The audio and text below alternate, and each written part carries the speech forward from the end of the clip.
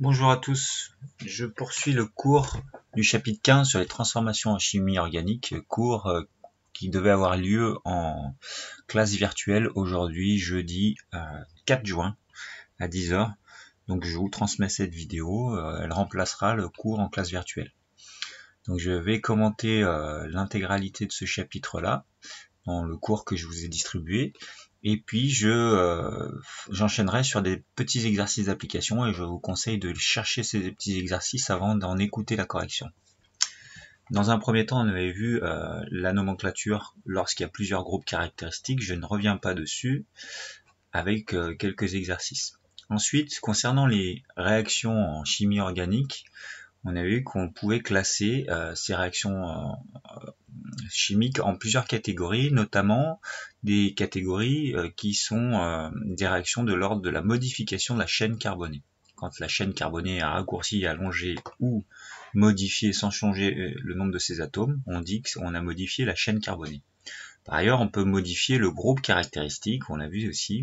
Un exemple classique, c'est le passage d'un alcool primaire à ensuite un aldéhyde et enfin un acide carboxylique. On a un groupe hydroxyle qui s'est transformé en carbonyle et qui s'est transformé après en carboxyle. Donc à chaque étape, le groupe a changé. Et puis dans les grandes catégories de réactions en chimie organique, une fois qu'on a vu qu'on pouvait modifier soit le groupe, soit la chaîne, soit les deux, on peut classer les catégories les réactions chimiques en trois catégories. Une substitution, quand un atome ou un groupe d'atomes a été remplacé par un autre sur une molécule donnée. Une élimination, une addition, lorsqu'on a rajouté sur une molécule un atome ou un groupe d'atomes. Et enfin, une élimination, c'est-à-dire qu'on a dans une molécule éliminé un groupe d'atomes ou un atome. Donc les cas classiques, on l'avait déjà dit, une substitution, très souvent on a affaire à deux réactifs qui donnent deux produits. Lorsqu'on a une addition, la logique c'est que souvent on a deux réactifs qui donnent qu'un seul produit. Et enfin pour une élimination, on a en général un réactif qui donne deux produits, ou plusieurs produits, ou trois, etc.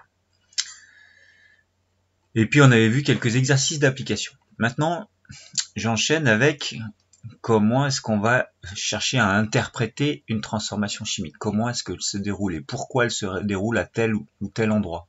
Quand on fait une addition, pourquoi est-ce qu'un atome d'hydrogène, par exemple, se fixe à un endroit et pas à un autre. Pour ça, il faut d'abord comprendre ce que c'est que la polarisation des liaisons. Alors, vous l'avez vu en première, en parlant de liaison de Van der Waals, de liaison ionique et de liaison hydrogène. Vous avez parlé de polarisation de liaison. Il faut savoir que un atome, on le classe par électronégativité. L'électronégativité d'un atome, c'est sa tendance à attirer à lui les électrons d'une liaison lorsqu'il a fait une liaison covalente avec des voisins. Donc un atome qui est électronégatif a tendance à attirer plus souvent les électrons de son côté que le partenaire avec lequel il s'est associé. Je prends un exemple au hasard, je sais pas moi, HCl, qui est une molécule. Le chlore, qui est ici, attire plus souvent les électrons de la liaison à lui que l'hydrogène. Ce qui fait que si je symbolise les électrons sous forme de petits points dans le temps, ces petits points, les électrons ne sont pas figés en plein milieu, ce sont des choses qui tournent, qui se baladent autour des deux noyaux. Et dans le temps, ces électrons de la liaison, ils sont plus souvent sur l'hydrogène, sur le chlore, autour du chlore que sur l'hydrogène. Donc globalement, on va pouvoir dire que d'un côté, il y a un petit défaut d'électrons, parce qu'ils ne sont pas suffisamment souvent du côté de l'hydrogène, et de l'autre côté, il y a un petit excès d'électrons, alors qui ne constitue pas un excès d'une charge entière d'électrons, mais on dit que ça constitue un excès de charge partielle. Donc si les électrons de la liaison sont plus souvent sur le chlore, on va dire que globalement, il y a une petite charge partielle négative. Quand on fait un petit delta, ça veut dire que c'est pas une charge entière, c'est une portion de charge. La charge entière étant E, la charge élémentaire. Et puis l'hydrogène, globalement dans le temps, il lui manque un petit peu d'électrons, puisque les électrons de la liaison qui provenaient des deux, ils sont plus souvent sur le chlore. Donc globalement, il va avoir un défaut de charge négative, donc une charge partielle positive, puisqu'il a une charge plus dans son noyau, lui, toujours. On appelle ça des charges partielles. Donc vous l'aviez vu, et ça fait ce qu'on appelle une liaison polarisée. Donc si B est plus électronégatif que A, alors on prend le cas général, hein, un atome B et un atome A, alors on dit que la liaison AB est polarisée et elle est notée. Alors, comme B est plus électronégatif, c'est lui qui va attirer les charges plus souvent de son côté, donc il va avoir une charge partielle négative, alors que A, lui, aura un peu de défaut d'électrons, donc un peu trop de charge positive dans son noyau par rapport au nombre d'électrons qu'il est censé avoir autour de lui. Donc voilà la notation classique que vous aviez vue en première. Et donc si on apprend ça, si on redit ça, c'est que c'est important de savoir ça, parce que ça va nous permettre de comprendre pourquoi une réaction elle se fait à un endroit et pas à un autre, et comment ce mécanisme de réaction va s'opérer. Alors il faut comprendre que toute une réaction se joue au niveau des doublets d'électrons, une réaction chimique. Ces doublets d'électrons qu'on appelle liaisons covalentes, ils peuvent être modifiés, et donc ils peuvent être rompus, et ils peuvent se former avec quelqu'un d'autre. Donc tout se passe au niveau du doublet d'électrons, et on va énoncer le fait que dans une molécule, il existe des sites qu'on appelle des sites donneurs de doublets d'électrons, donc qui vont avoir tendance à apporter des doublets d'électrons, et des sites accepteurs de doublets d'électrons. Alors les sites donneurs sont trois catégories. Soit c'est un site de forte densité électronique. Ce sont toujours des sites de forte densité électronique, hein, un site donneur. Mais j'ai trois catégories de sites comme ça qui peuvent avoir une forte densité électronique. On a les atomes qui ont une charge partielle négative et qui sont mis en jeu dans une liaison. Exemple, le B ici est un site potentiellement donneur de doublets. Vous avez aussi un atome qui possède un doublet non liant. Par exemple, je sais pas moi, on connaît l'oxygène. L'oxygène a deux liaisons covalentes et autour de lui, il possède deux doublets non liants.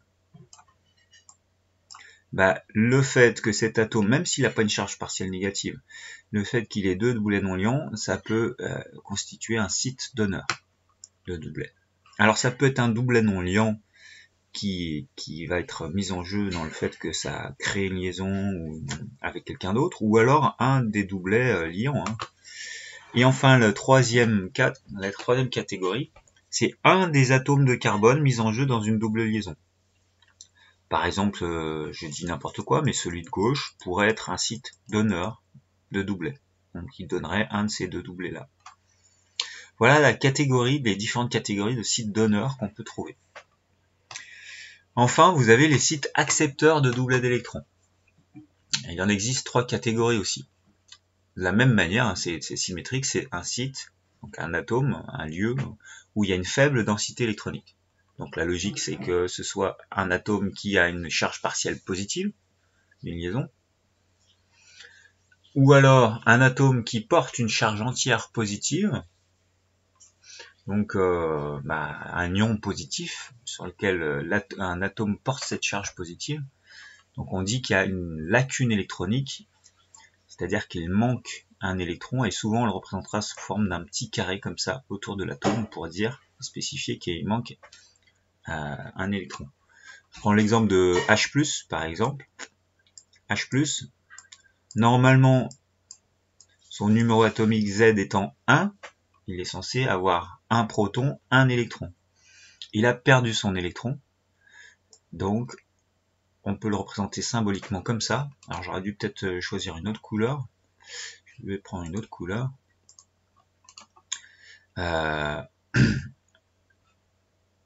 Voilà. Donc pour préciser qu'il y a un défaut, il manque un électron autour de cet hydrogène, il y a un électron entier, on fait comme une case vide comme ça. Et comme il manque cet électron, on indique qu'il y a une charge positive complète sur cet hydrogène. Et enfin, un autre site accepteur de doublet d'électrons, ce serait un atome de carbone d'une double liaison. Donc s'il y en a un qui pourrait être donneur, l'autre pourrait être accepteur de doublet. On va voir après, ça va être concret quand on verra des exemples.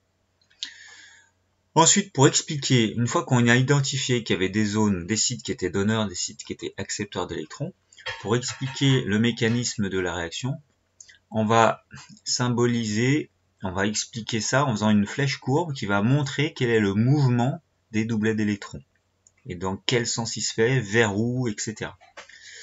Donc comment les réactifs interagissent à l'échelle microscopique, c'est ce qu'on va chercher à expliquer dans ce paragraphe-là. Un mécanisme réactionnel décrit le déroulement à l'échelle microscopique de chaque étape d'une transformation chimique. En particulier, la nature des liaisons formées et rompues. Donc il y a des liaisons qui se forment et d'autres qui se cassent. Et surtout dans quel ordre dans l'ordre dans lequel se font ces formations et ces ruptures. Alors il va falloir qu'on arrive à expliquer tout ça. Chaque étape correspond à l'interaction entre un site donneur et un site accepteur. Donc quand on parle de l'ordre dans lequel tout ça se fait, à chaque fois que j'ai une étape qui se déroule, c'est que j'ai eu un site donneur qui a donné un doublet d'électrons vers un site accepteur. Et le mouvement du doublet d'électrons qui provient du site donneur vers le site accepteur va être symbolisé avec une flèche courbe comme ça qui part du site donneur vers le site accepteur. La flèche part toujours du doublet, donc un doublet qui peut être une liaison ou un doublet non liant, qui sera donc le doublet du site donneur, et pointe vers le site accepteur, donc ça va pointer vers l'atome qui est le site accepteur. Lors de la rupture d'une liaison, donc ça c'est pour le cas général. Lorsqu'il y a rupture d'une liaison, le transfert du doublet d'électrons se schématise par une flèche courbe issue de la liaison rompue en pointant vers l'atome le plus électronégatif de celle-ci. Je prends un exemple. Imaginons HCl, que je reprends de tout à l'heure. HCl, je sais que j'ai de l'électronégativité sur le chlore. Si je reprends le tableau précédent, ici, le chlore il a une électronégativité de 3, alors que l'hydrogène il a une électronégativité que de 2. Donc c'est le chlore qui va attirer plus souvent les électrons à lui par rapport à l'hydrogène. Donc le chlore est électronégatif, ce qui fait que l'hydrogène lui est électropositif. On peut le représenter d'une autre couleur. Dans la suite je le mettrai en vert, je vais le faire tout de suite, le site accepteur. Donc le site accepteur est ici dans ce cas c'est un site électropositif. Et donc si je dis qu'il y a une rupture de liaison, c'est-à-dire qu'à la fin, je connais en général ce qui va se passer. Je sais qu'à la fin de cette réaction, je peux obtenir du H+, et du Cl-, c'est-à-dire qu'ils se sont séparés. Alors je vais chercher à l'expliquer. Alors auparavant, je peux montrer que il existe, alors ça il faut savoir le retrouver, mais que le chlore possède 3 doublets non liants. Le chlore, sur sa dernière couche électronique, il possède 7 électrons. Il y en a un qui va être mis en jeu dans la liaison et les 6 autres vont former 3 doublets non liants. L'hydrogène, lui, n'a pas de doublet non liant parce qu'il ne possède qu'un seul électron sur ses couches électroniques, donc cet électron va être mis en jeu dans le doublet liant, ici. Donc le mécanisme, il se forme comment? On nous dit que la rupture, si j'ai une cassure de liaison ici, la rupture d'une liaison, c'est un transfert du doublet d'électrons qui pointe vers le site, l'atome le plus électronégatif. Donc j'ai le doublet qui est là, et bien ce doublet va venir pointer vers le plus électronégatif, donc vers le chlore. Donc c'est le chlore qui va venir absorber ce doublet, ce qui fait que l'hydrogène, lui, va se retrouver positif, parce qu'il va lui manquer un électron entier, qu'on pourra symboliser avec un trou comme ça, une case vide, et le chlore, lui, qui avait déjà 3 doublets non liants, va se retrouver avec un 4e doublet non liant, puisque c'est ce doublet-là qui est venu se fixer sur le chlore. Et si je comptabilise tous les électrons qui sont autour de lui, il se retrouve avec un excès de 1 électron. Alors ça, on peut l'expliquer, hein. Le chlore, au départ, il a le numéro atomique Z égale 17, ce qui fait qu'il a la structure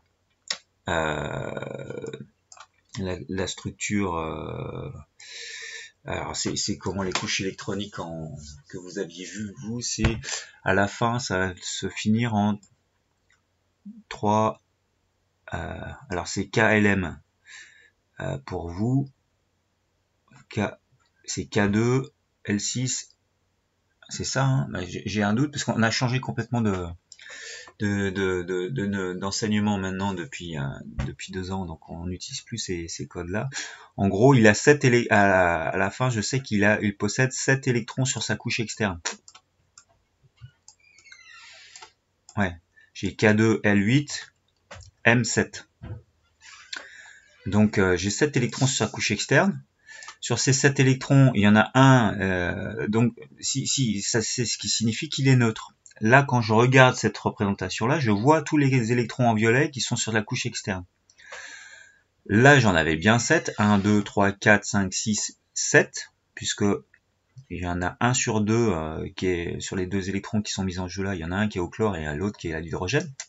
Donc j'avais bien un chlore qui est globalement neutre, même si dans le temps il a une charge partielle négative. Maintenant, si je compte, j'en ai 1, 2, 3, 4, 5, 6, 7, 8. J'ai 8 électrons sur la couche externe, donc j'ai un excès de 1 électron, ce qui fait qu'il est négatif. Pour l'hydrogène, normalement, il a un électron à lui qui doit tourner autour de lui pour assurer la neutralité. Je vais le mettre, je crois, en orange. C'est l'électron qui est mis en jeu dans la liaison ici. Donc cet électron tourne autour de l'hydrogène, ce qui fait que ça se neutralise avec le noyau qui est positif. Il y a une charge positive, une charge négative autour, c'est neutre globalement. Même si dans le temps, cet électron orange, il est plus souvent sur le chlore que sur l'hydrogène. À la fin, si je comptabilise, il est censé normalement avoir un électron autour de lui, il n'en a plus du tout, donc il a une charge positive, puisqu'il possède une charge positive dans son noyau. Voyons des exemples un peu plus complets. Lorsqu'on voit cette réaction, j'ai un ion. Alors, déjà, je vais expliquer pourquoi est-ce que c'est négatif ici, pour qu'on s'y habitue, avant d'expliquer le mécanisme. Je découvre des choses nouvelles ici, je vois que j'ai un oxygène qui possède 3 doublets non liants. En fait, ce groupe d'atomes, c'est l'hydroxyde, celui qu'on a vu comme étant HO-, avec une liaison entre H et O. Normalement, on avait appris jusqu'à présent que l'oxygène formait toujours 2 liaisons avec 2 doublets non liants. Mais en fait, c'est pas toujours vrai ça. Il arrive parfois, quand j'ai des charges négatives, quand j'ai des ions, que j'ai pas cette représentation-là. Et c'est le cas ici. Quand je comptabilise l'oxygène normalement, en temps normal, sur cette représentation, en électrons externes, il possède toujours 1, 2, 3, 4, plus 1 du doublet liant et 1 du doublet liant. Donc il a 1, 2, 3, 4, 5, 6 électrons sur sa couche externe pour être neutre. Parce qu'il possède un certain nombre de protons, et pour que ce soit neutre, il faut qu'il ait 6 électrons sur sa couche externe. Ici, quand je comptabilise cet oxygène, chaque doublet non liant correspond à 2 électrons qui appartiennent intégralement à l'oxygène, donc j'ai 1, 2, 3, 4, 5, 6, j'ai déjà les 6 électrons, plus un électron qui est engagé dans la liaison, je me retrouve avec 7 électrons. Donc, si j'ai 7 électrons, sachant que le noyau de l'oxygène n'a pas changé, je me retrouve avec un excès de 1 électron. C'est pour ça qu'il a une charge entière négative ici, c'est un ion. Et donc, on a un doublet non liant qui est supplémentaire par rapport à la représentation traditionnelle. Je peux faire la même logique ici. Le carbone, normalement, je sais que traditionnellement, il possède 4 liaisons autour de lui pour être neutre. C'est-à-dire qu'en fait, il a 4 électrons autour de son noyau, 4 électrons de la couche externe. Un qui est ici, un qui est ici, un qui est ici, et un qui est ici. À chaque fois, un de la liaison covalente. Quand je regarde cette représentation, j'en comptabilise que 3. il a que 3 électrons sur sa couche externe. Alors qu'il est censé en avoir 4 qui lui appartiennent pour être neutre. Donc, je vois que s'il en a que 3, je vais avoir un défaut de 1 électron, il me manque un électron, donc, par contre le noyau, lui, n'ayant pas changé, je me retrouve avec une charge entière positive. On peut dire que comme il manque un électron, on pourrait représenter ça sous forme d'un petit carré, pour préciser qu'il y a une lacune électronique sur ce carbone. Donc, quand j'ai un ion positif, c'est que j'ai une lacune électronique, donc représentée sous forme d'un trou, comme ça. Et quand j'ai une charge, un ion négatif, ça veut dire que j'ai un doublet non liant supplémentaire. Alors maintenant, le mécanisme, il se produit comment? Si j'efface toutes mes annotations, non, je ne vais pas les effacer pour l'instant.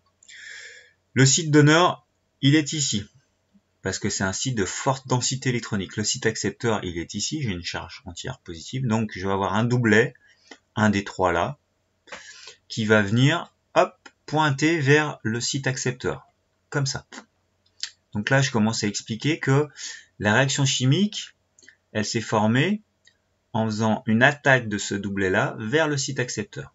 Qu'est-ce qui va se passer? Ici, ça va former une liaison, puisque ce trait rouge va se retrouver entre l'élément oxygène et l'élément carbone. En formant cette liaison rouge, que je vois ici, je forme cette molécule. Et je me rends compte, cette fois-ci, quand je regarde cette représentation-là, que l'oxygène, il est tel qu'il doit être quand il est neutre, avec 2 liaisons covalentes et 2 doublets non liants. Ce carbone, lui, il est tel qu'on doit le représenter habituellement quand il est neutre, c'est-à-dire qu'il a ces 4 liaisons. Donc tout va bien. Du coup, il n'y a plus de charge. Il n'y a pas de charge négative sur l'oxygène, il n'y a pas de charge positive sur le carbone, et on a une molécule qui est ici un alcool. Si je prends un exemple supplémentaire,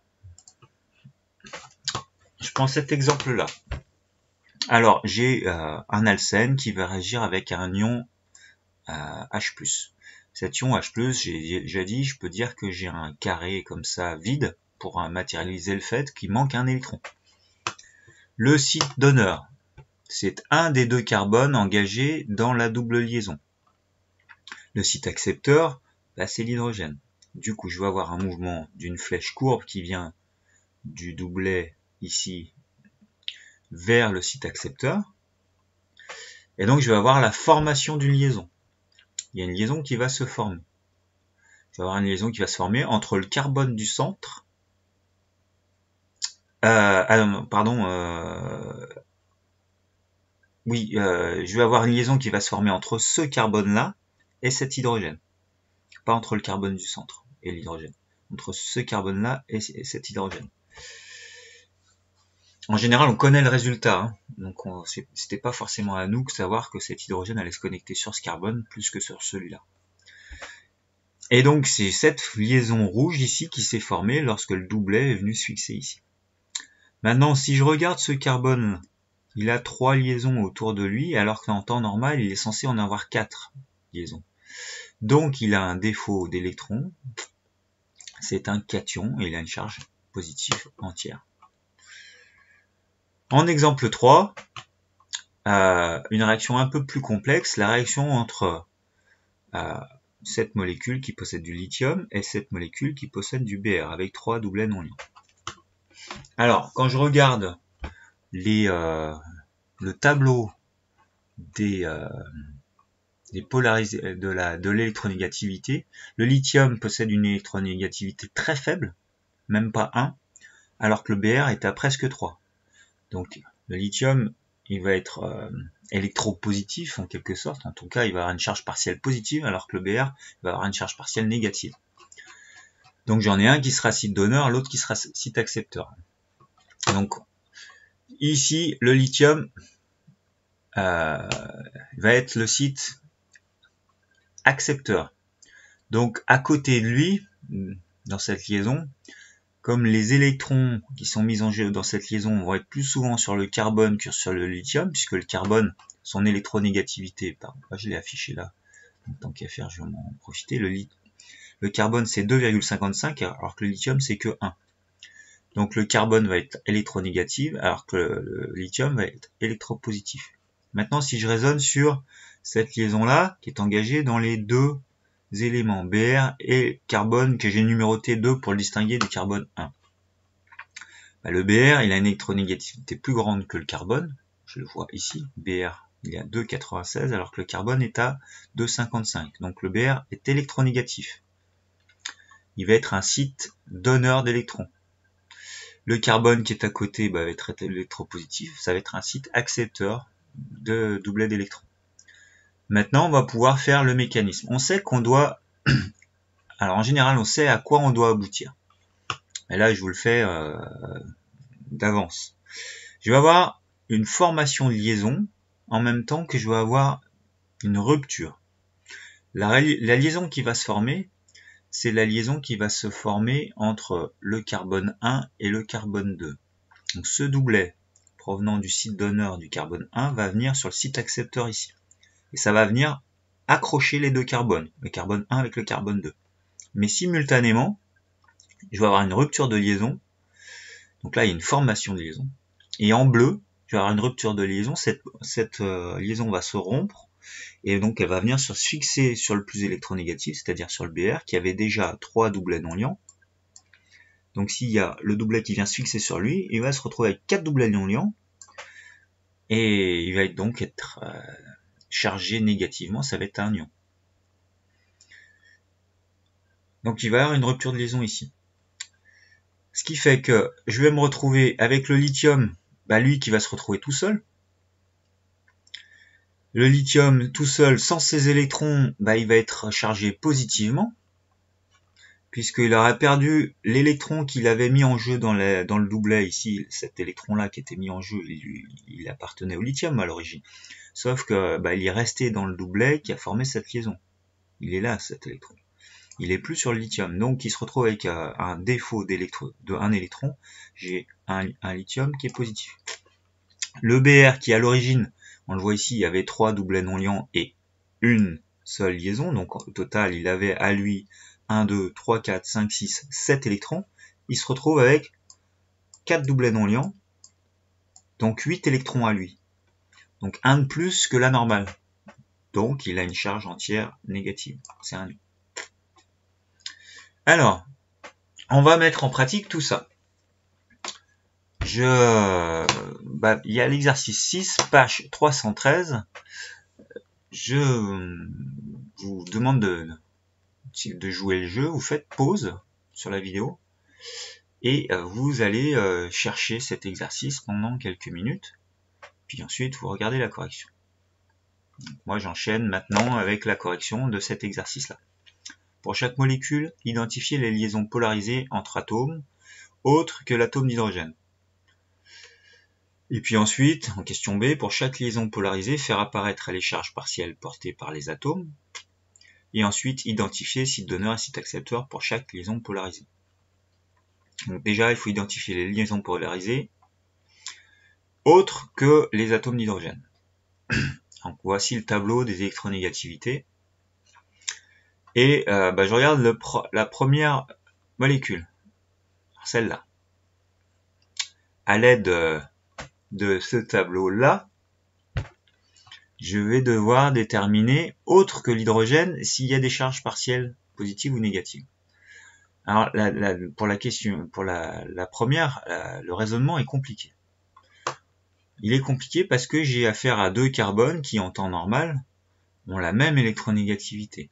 Donc, tous ces carbones-là, normalement, étant donné qu'ils ont la même électronégativité, ils ont pas de raison d'être chargés partiellement positivement ou négativement. Mais si je prends en compte leur environnement, ici j'ai 3 hydrogènes. 3 hydrogènes qui ont une électronégativité plus faible que le carbone. Donc, ce carbone-là, globalement, il a une légère charge partielle négative. Parce que globalement, les électrons des hydrogènes sont plus souvent sur le carbone que sur les hydrogènes. Ce qui signifie que le carbone qui est ici, lui, par rapport à celui-là, il va avoir une charge partielle positive. Donc c'est pas forcément hyper simple à imaginer, mais ce carbone-là va avoir bien plus souvent les électrons sur lui-même. Ça va être le cas de celui-là, ça va être le cas de celui-là. Donc je vais avoir des charges partielles négatives ici, ici et ici. Donc ce carbone-là, lui, il va être avec une charge partielle positive, parce que globalement, il va avoir les électrons qui sont moins souvent sur lui. Donc le site donneur, ça sera le delta moins, le site accepteur, le delta plus. Si je passe à la deuxième molécule, qui sera beaucoup plus simple. Deuxième molécule, alors j'ai expliqué pour la A qui est pas facile. Maintenant, je vais tout expliquer ici. Pour le deuxième, à l'aide du tableau des électronégativités, c'est plus concret. Pour cette liaison-là, l'oxygène, il a une électronégativité très importante, donc il va être delta moins, site donneur. Et le carbone, lui, il va être delta plus, site accepteur. Du coup, je vais avoir une liaison polarisée et je vais avoir un site donneur qui sera l'oxygène et le site accepteur qui sera le carbone. Ça va être pareil pour C et N. Regardez, N 3 comme électronégativité, donc toujours plus importante que C. Ensuite, pour B et C, quand je regarde le bord B et le carbone, là cette fois-ci c'est le bord qui est moins électronégatif. Donc ça va être le carbone qui va être delta moins, tandis que le bord va être delta plus. Donc le site donneur sera ici le carbone, le site accepteur sera le bord. Et enfin pour le brome et le carbone, quand je regarde le brome, il a une forte électronégativité de 3, alors que le carbone c'est 2,5. Donc c'est lui qui va être delta moins et lui delta plus. Donc je vous affiche la correction bien propre ici. Pour la B, le site donneur c'est l'oxygène, delta moins. Le site accepteur, c'est le carbone, delta plus. Pour la C, pareil, le site donneur, c'est le N. Le site accepteur, c'est le carbone. Pour la D, cette fois-ci, comme le bord, on l'a dit, il était moins électronégatif que le carbone, c'est lui qui sera le site accepteur, tandis que le carbone sera le site donneur. Et enfin, pour terminer, comme le brome est plus électronégatif que le carbone, je vais avoir un site donneur qui est sur le brome avec delta moins et un site accepteur qui sera le carbone ici, delta plus. On continue avec l'exercice 7. Mettez sur pause. Ce que vous devez faire ici, vous allez mettre sur pause dans un instant et identifier dans les réactions présentées ci-dessous les liaisons rompues et les liaisons créées. Alors je vous explique le principe. On a toute la réaction qui est indiquée. Et on doit identifier, grâce à ce qu'on obtient, les liaisons qui existaient précédemment, qui auraient pu se casser, et les liaisons qui n'existaient pas précédemment, et donc qui auraient pu se former. Alors, si je fais le premier avec vous, vous pouvez mettre sur pause et chercher par vous-même, mais je le fais tout de suite. Quand on compare cette molécule principale qui est ici, avec cette molécule, le seul produit que j'obtiens qui est ici, j'identifie tout de suite qu'ici il y a une liaison. Alors, liaison rompue, on va les représenter en bleu, je crois, pour garder un code de couleur. Cette liaison-là, j'aurais peut-être pas dû choisir cette couleur bleu foncé, un bleu plus clair pour qu'on la voit mieux. Cette liaison-là, elle a disparu, elle n'y est plus là. Donc elle est rompue. C'est une liaison qui est rompue. Alors c'est pas la seule à être rompue, puisque celle-là aussi qui existait, comme il n'y a plus d'hydrogène, elle n'existe plus du tout. Maintenant, tout est pareil, de ce côté, c'est tout pareil que là. En revanche, comme c'est une représentation topologique, ici, ce que je voyais pas, c'est qu'il y avait un hydrogène de chaque côté, alors que là, j'en ai deux. Ce qui signifie que si j'en ai deux, c'est que j'ai formé des liaisons. Ici, j'ai formé une liaison hydrogène, et là, une liaison hydrogène aussi. Donc, je mets en rouge les liaisons qui ont été formées. On les voyait pas, pourtant elles existent. Il y a une liaison supplémentaire. Là, il n'y avait qu'un seul hydrogène, je me retrouve avec deux hydrogènes. Donc il y a une liaison H qui a été créée de chaque côté.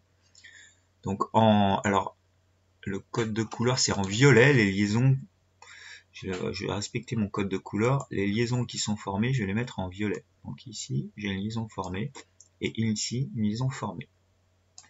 Donc on pourra dire qu'il y a deux liaisons formées. Donc, il faut bien analyser le réactif que j'ai au départ et les produits que j'obtiens à la fin pour savoir qu'est-ce qui n'a pas changé et qu'est-ce qui est apparu. Donc mettez sur pause, cherchez le B et le C. Moi j'enchaîne avec la correction tout de suite.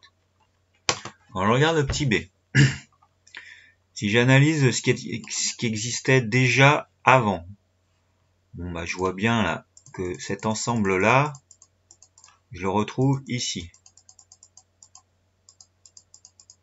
Tout ça. Ensuite, alors c'est cet ensemble là sans le H. Hein. Après, j'ai du OH ici que je retrouve probablement ici. Et j'ai ce CH3 qui est là, qui est venu ici. Donc qu'est-ce que je peux dire? Déjà, sur cette molécule-là, je peux dire tout de suite que j'ai une liaison qui s'est formée. C'est celle-là. Elle n'existait pas avant. On est d'accord. C'est-à-dire que ici c'était un OH, et donc maintenant j'ai une liaison qui vient vers un CH3 qui est ici. Donc elle s'est formée. De la même manière, ce OH qui est ici, bah, je le retrouve ici, je pouvais prendre de l'autre côté, hein, ça aurait été pareil. Ça veut dire que j'ai une liaison nouvelle qui s'est formée, c'est la liaison H ici. Donc tout ça c'est formé en violet. Ça s'est formé. Maintenant, qu'est-ce qui a été rompu? Bah, cette liaison qui va de O vers CH3, elle n'existe plus. Donc elle a été rompue, cette liaison-là. Elle s'est cassée. Et enfin, cette liaison vers le H ici, si je mets le H en bleu, elle s'est rompue aussi. Donc j'ai identifié deux liaisons qui se sont cassées et deux liaisons qui se sont formées. Maintenant, on le fera à la fin, on peut expliquer la formation des liaisons et la rupture des liaisons avec une flèche courbe. Je vais le faire après. Ça, c'était pas demandé dans l'exercice, mais je vais le faire quand même. Je passe au C. Le petit C, vous avez, on identifie là, ce bloc là, je vais le mettre en rouge, ce bloc que j'obtiens ici, là, cette chaîne carbonée, je vois clairement qu'elle provient d'ici. Avec une différence près, c'est que j'ai une double liaison ici, alors qu'ici j'avais qu'une liaison simple. Ça signifie que j'ai créé une liaison qui est cette liaison-là. Elle a été créée, formée, parce qu'elle n'existait pas ici. Maintenant, le bloc OH qui est ici, je peux imaginer, je sais pas, n'importe quoi, que c'est ce côté-là. Ça aurait pu être l'autre, hein, c'est pareil. Ça signifie que j'ai créé une liaison ici qui n'existait pas avec un hydrogène sur cet oxygène. Donc celle-là a été créée. Maintenant, qu'est-ce qui a été rompu? Je vais les mettre en bleu. Les liaisons rompues, cette liaison qui tire vers OH depuis tout ce bloc-là, elle n'existe plus, donc elle a été rompue. Et puis c'est tout. C'est tout. J'ai rien d'autre ici. Hein. Ouais. Donc cette liaison a été rompue, et puis voilà. Ah non, c'est pas tout, excusez-moi, j'oublie quelque chose. Ici, si je comptabilise, j'ai 3 liaisons. Donc sur ce carbone, normalement, à l'origine, si je voulais être complet, que je le mette en noir, j'ai également une liaison H que je ne vois pas. En topologique, je la vois pas.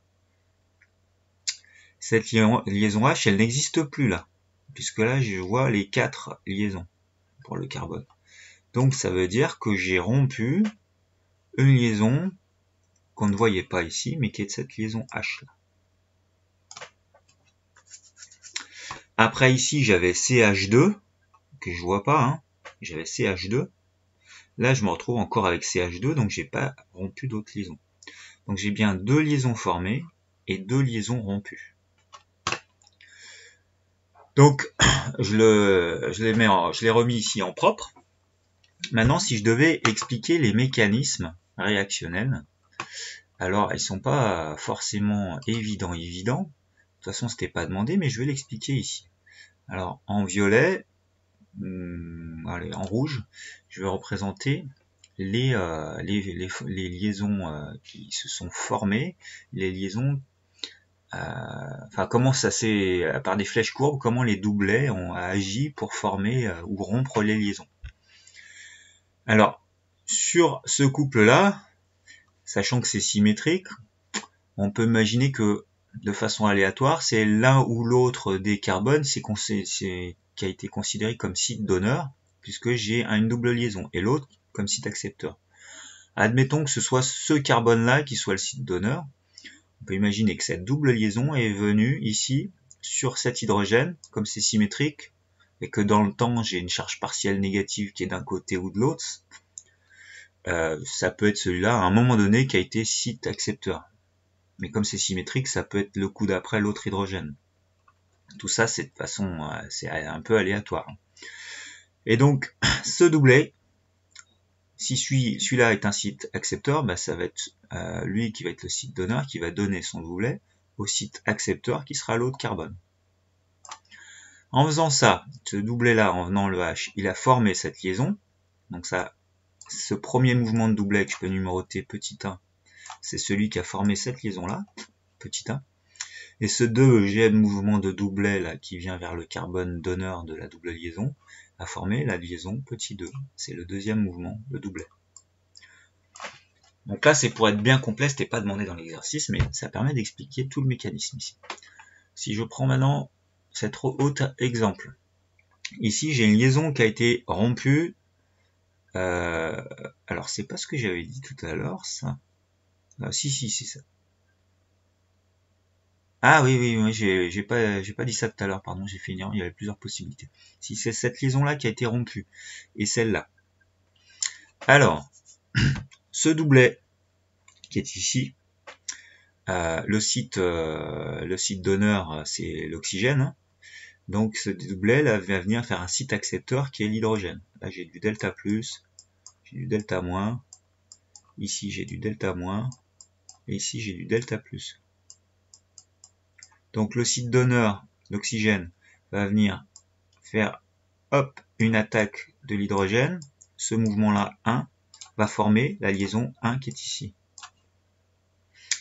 Et simultanément, cet oxygène-là qui est un site donneur, lui, va venir, alors je vais faire une flèche courbe qui fait tout le tour, attaquer le site accepteur ici, et former une liaison, ça va être une formation de liaison, et c'est cette liaison 2 qui est formée. Enfin pour le dernier, j'ai un site delta moins ici, delta plus, pareil ici j'ai du delta moins, delta plus sur le carbone et delta moins sur l'oxygène. Pour expliquer que j'ai une double liaison qui s'est formée, bah, ce site donneur va venir sur ce site accepteur, donc le doublet il va venir hop comme ça. Et ensuite, ce site donneur, l'oxygène, va venir avec son doublet attaquer l'hydrogène ici pour former la liaison H. Donc ce premier mouvement là, 1, c'est celui qui forme la liaison 1, on le voit bien, et ce deuxième mouvement de doublet, 2, c'est celui qui forme cette liaison là. Je vous laisse chercher le 8, identifier un site donneur ou accepteur. Bon, le premier exercice était difficile parce que j'en ai fait plus que ce qui était demandé. Là, ça va être relativement rapide. Écrire les formules de Lewis, donc Lewis c'est avec les doublets non liants, des molécules suivantes, et identifier pour chaque molécule l'éventuel site donneur de doublet d'électrons. Puis en petit b, identifier les sites donneurs et sites accepteurs de doublets d'électrons des espèces chimiques ci-après. Alors, NH3. Alors, si vous vous souvenez plus, il faut faire tout le travail complet. N, il faut chercher quel est son numéro atomique. Son numéro atomique, c'est Z égale 7. Donc, sa structure électronique, c'est K2 L5, ce qui signifie qu'il a 5 électrons sur sa couche externe. Ces 5 électrons, ils vont être engagés soit dans des liaisons, soit dans des doublets non liants. Pour être stable, il lui manque 3 électrons. On sait que l'hydrogène fait 3 liaisons. L'azote, pardon. Il manque 3 électrons pour arriver à 8. Pour être stable, c'est à 8, c'est la règle de l'octet. Donc il lui manque 3 électrons, ce qui signifie qu'il va former 3 liaisons. Donc le N va former déjà 3 liaisons. 1, 2, 3. Maintenant, je sais que je dois avoir représenté sur cette représentation 5 électrons qui appartiennent intégralement à l'azote. Il y en a un qui est engagé dans ce doublet, un qui est engagé dans ce doublet, un qui est engagé dans celui-là. Donc j'en ai 3 qui sont déjà représentés ici. sachant qu'il est censé en avoir 5, il me manque un doublet non liant. Et là, ces deux-là appartiennent à l'azote intégralement, plus 1 là, 1 là, 1 là, j'en ai 5 sur la couche externe. Et puis j'ai des hydrogènes de part et d'autre. Voilà la structure de Lewis de la molécule NH3. Après, le site donneur et le site accepteur, si je regarde l'électronégativité, l'azote N est plus électronégatif que le H, donc c'est lui qui sera le site donneur. Donc je peux l'identifier d'une couleur. Ça sera du delta moins sur le N, donc c'est lui qui sera le site donneur. Et le site accepteur, ça sera un des 3 hydrogènes. Pour la molécule d'eau, l'oxygène, on sait qu'il a 2 doublets non liants, donc la structure de Lewis, elle est assez classique.